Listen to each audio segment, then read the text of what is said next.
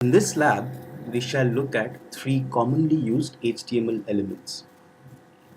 We have already worked with two of those. So in earlier labs, we worked with the heading element and the paragraph element. In this lab, we shall look at them in more detail and also a new element which is used to define lists. Now, since we've already looked at heading elements, I shall leave this step as an exercise for you. But I would like to point out that heading elements range from H1 to H6, where 1 is more important than 2, which is in turn more important than 3, and so on. The more important a heading element, it appears in that much bigger font.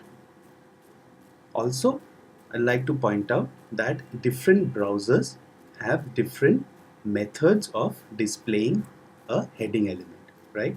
So although every browser understands that H1 is more important than H2, but the exact font size or the exact boldness will depend on the browser that you're using. Now, ideally, you would want your web pages to look the same across all browsers, right? So what you would do in that case is you would override the browser default styles with your own, and we shall look at how we can do that later.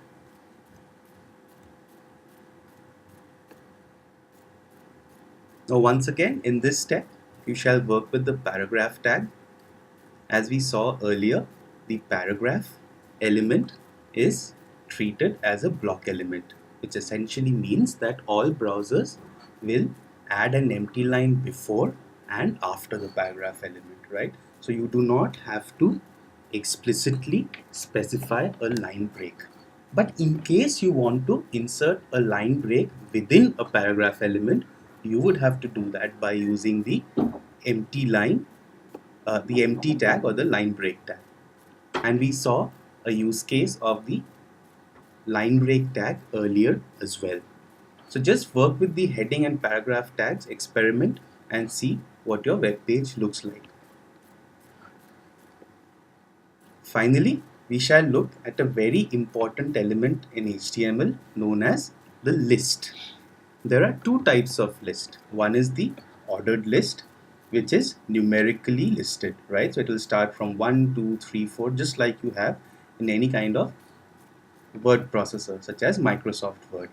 The second type is the unordered list, which is shown up as bullets by default. So just let me give you an example of how these list elements can be used in HTML.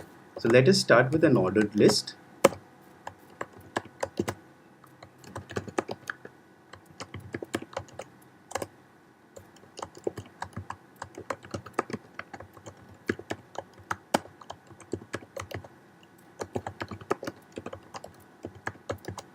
So let's close the tag, right? And let's follow it up with an unordered list.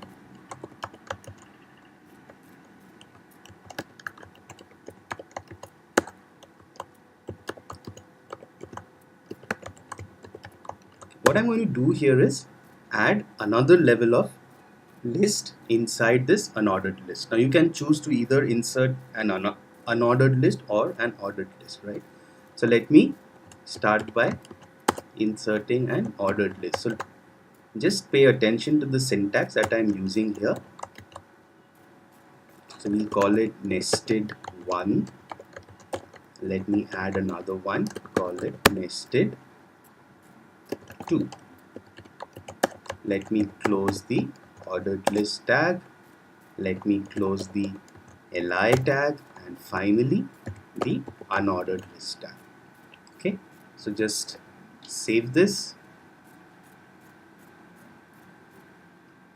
and let's hit preview.